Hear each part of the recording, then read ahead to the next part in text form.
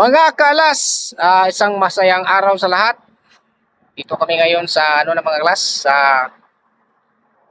Puerto Aco, Brazil.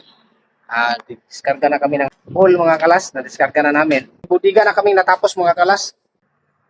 Yan, hold number 5 mga kalas, tapos na yan. Mabilis yung dito mga kalas, mabilis yung diskarga dito sa Port Aco.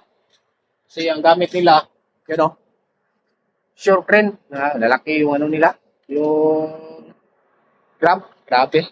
Aalis na siguro kami uli mamayang gabi, bukas ng umaga.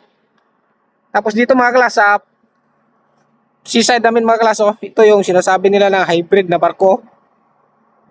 Yung Euro Power.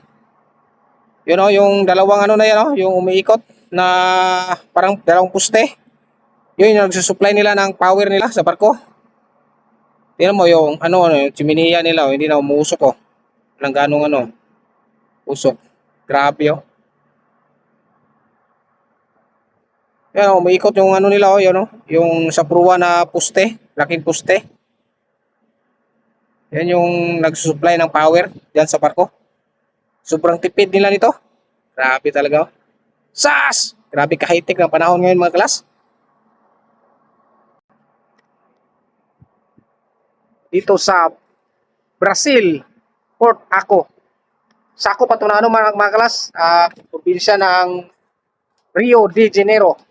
Kinabyuhan, kaso lang hindi kami makalabas mga klas. Hindi kami makalabas kasi private port. Tapos,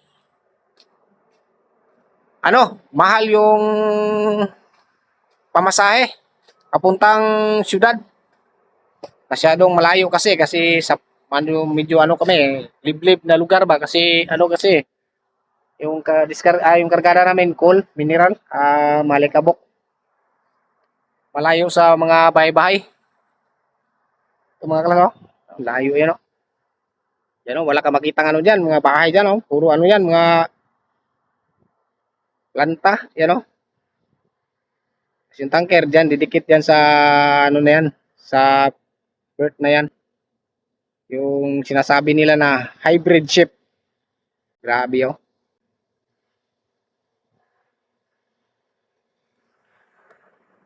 So sige mga kalas, hanggang dito lang muna kasi may pa ako. Nagsusunda ako ngayon Nagkarga kami ng balas.